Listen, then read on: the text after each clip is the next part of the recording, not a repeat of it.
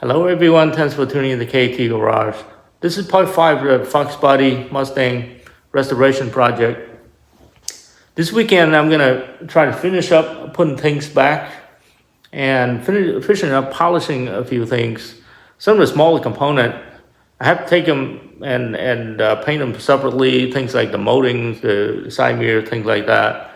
Will have to be bolted back onto the vehicle before I can polish them. They're just too small to be polished, and it's very difficult to polish with the polisher that I have. If I'm a painter, I probably have things that are stationary where I can polish the little things, but I only have the one polisher. So we'll have to do that when things are in the car. And so that's the plan for today. We'll try to do that first, and then we're just starting to get the parts back. The car hopefully is going to look a lot better by the end of this weekend. But guess what? I still have that windshield to be replaced. And with that windshield looking like that, the car doesn't look so good. But other than that, the car is going to look really good. In just a few weeks, you're going to see a transformation of this vehicle. So let's go ahead and get my day started. So this is a spoiler that I have to paint it separately. And you can see that I started to do the polishing at the end of last weekend, and what happened was I thought I can do this outside the car because it's a big enough piece, and that was a critical error, and I knew about it, but I thought I could. It ended up to be a disaster. So you can see this crack right here, and what happened is when I tried to polish this piece, the wheel produced a lot of friction, and somehow it got a hole on one of these surfaces. The whole thing tipped over and fell down on the ground. And when it fell down, that piece cracked. So don't do what I did, guys. I thought I'd do some shortcut, but it really ended up backfired. So I had this piece repaired, but in last week you can see that back here I have some epoxy back there and put some fiberglass weaving on it, so it's nice and steady now, nice and strong. But I'm gonna have to go back and fill it with some body filler, and then we're gonna have to do base and clear of this whole thing, and then we'll have to sand it down and polish it. So it's gonna set me back a few days on this one. Critical error. Don't do that to your stuff, guys. Thought I could get away with it, but didn't work out. So first thing I'm going to do this morning is try to put this molding piece back, and this is designed to kind of sandwich between the bumper and the fender. So it's going to come in from below, walk up that way, bolt it in, and this piece, it comes in right in like that. It's got a couple of bolts, so I'm going to go ahead and get this in, and then the other side, same thing, and I'm going to start polishing these to make the car looks so much better after that. Okay, so I get this side on and the other side on as well.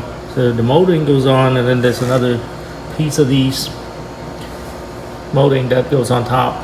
Everything's bolted on. It's bolted from the inside. It takes a while. I think it's actually took me a couple hours to get them all lined up. You can see the paint is unbelievably straight, and it looked more like show condition. No orange peels on the front, I can see. Same thing on this side. You can see that this piece and this piece went on. Now, this hasn't been polished fully yet. I polished the edges. Want to make sure that I do that before I get it in, because it's kind of tight in here to polish. So went ahead and polished all the edges, like what's in here, because I couldn't get my polishing wheel in here. But you can see the bottom still hasn't been polished. I'm gonna do that next. I went ahead and got the side view mirror on so I can start polishing it. I had a couple of issues here that I have to go back and put a clear coat on it. I'm gonna have to sand it all back down again, and then we'll polish it. No big deal. Now the mirror, I'll show you. It's extremely easy to get it on the side view mirror. There's two bolts. You see There's one here and one here, and there's 2 holes. So just slide right through that hole, put a bolt in the back, and then just loop your wires through and bolt it on. It's super simple to get them on. So this is the passenger side, and you can see that moldings are weathered. This is a 1990, so it's been 24 years, and this is the original weather strip, weather molding that I had back in the day, and you can see they're all cracking. And all of the Mustang does this from the 90s, so you have to deal with it somehow. I'm gonna walk to the other side, and I'll show you. This side already been done. You can see it looks really good, and I'll give you all the details about this piece so you can go and get it yourself. Now if you look back, that piece looks like it's meant to be there. It looks great, and it saves you a ton of money and time. I mean, replacing this window, you have to take the entire interior from here back out, and then there's like a ton of bolt that you take it out.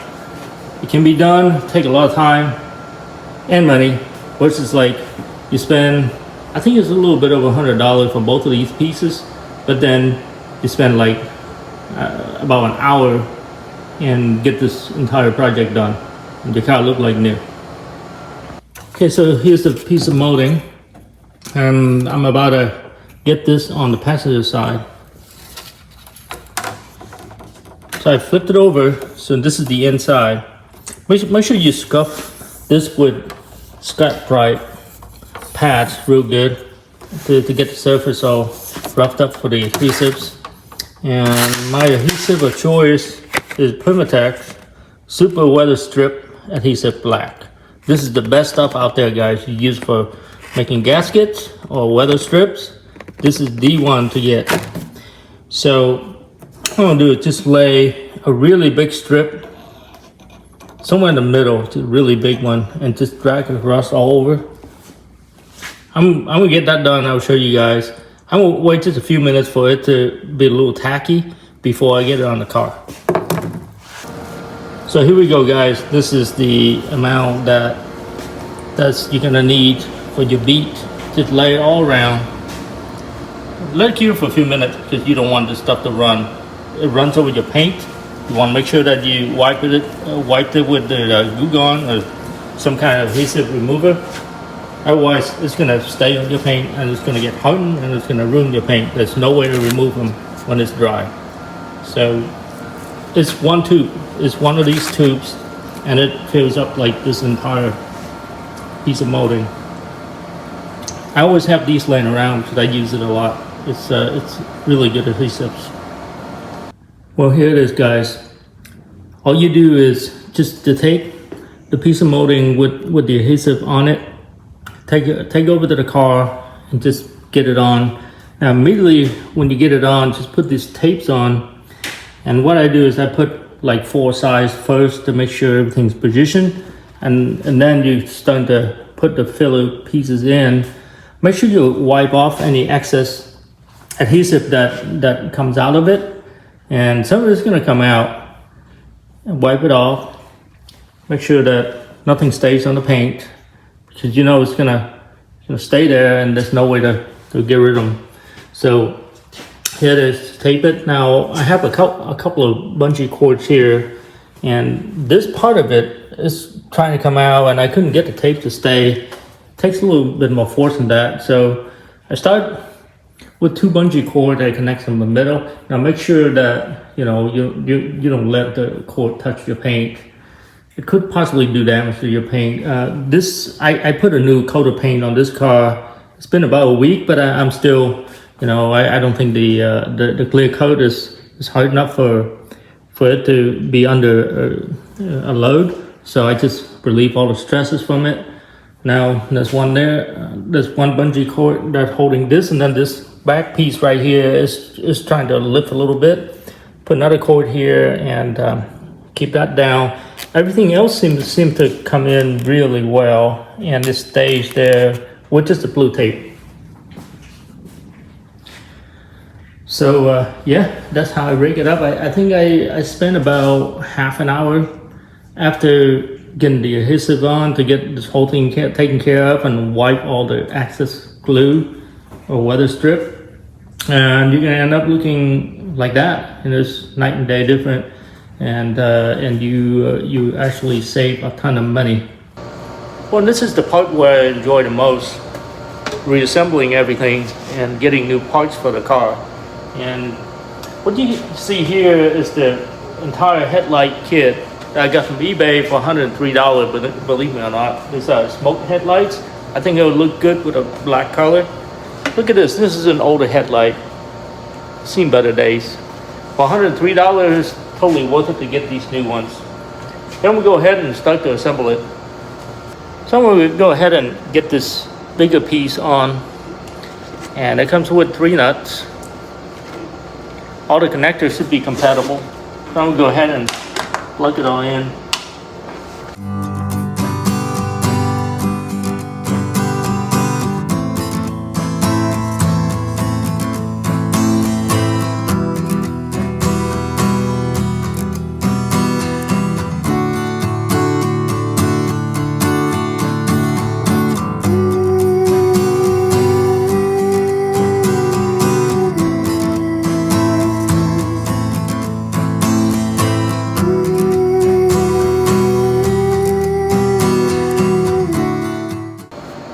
Well, next we're gonna assemble the side piece, and there's 2 bolts to it, 2 nuts, and it comes right in. And this connector is designed to snap right into the original plug.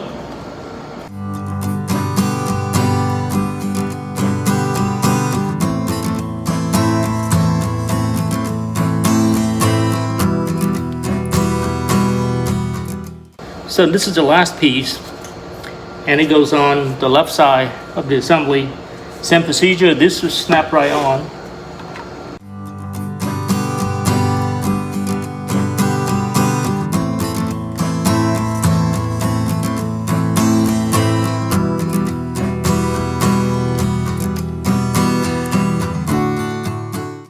So here it is, guys. It's looking great. Everything is lined up properly. Now you're gonna need to use some shims between this and the frame. You gotta put some washers on there to get the level to be lined up. So you might have to like put it in the first time, see where the misalignment is, and then just start shimming it until you get this perfect alignment. And then there's some adjustments in here, like this one here will push this middle headlight in or out. So you can turn that and try to do this to try to line it all up. And there's another one under there for you to go this way, so you can adjust the levels and stuff like that. I'm not going to adjust the headlight level just yet until the whole car is done, but for right now, just want to get everything installed. It's looking really awesome. Now we'll go ahead and get the other side done. Alright, so I got this side headlight on, and they align perfectly. Now on this side, I didn't run out of adjustments, so I didn't use any shims at all. I was able to do it. This side, I had to use a couple of washers just to get things to align properly. But they do line up really good. Looking awesome. I mean, this looked like this went off from the showroom.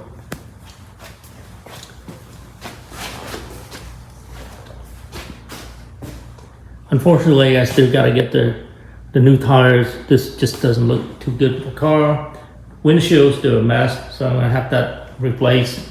I got the 5.0 emblem on, looking really nice. You can see my reflections on there, and there's no orange peel at all. I did one more polishing, so I want to make sure that I get a nice and clean finish. So this is more like a show condition instead of a driver quality now. I'm kind of professional, so I can't just leave things that doesn't look right. So now on this side, you can see that I already removed all the tapes. Everything looks perfect.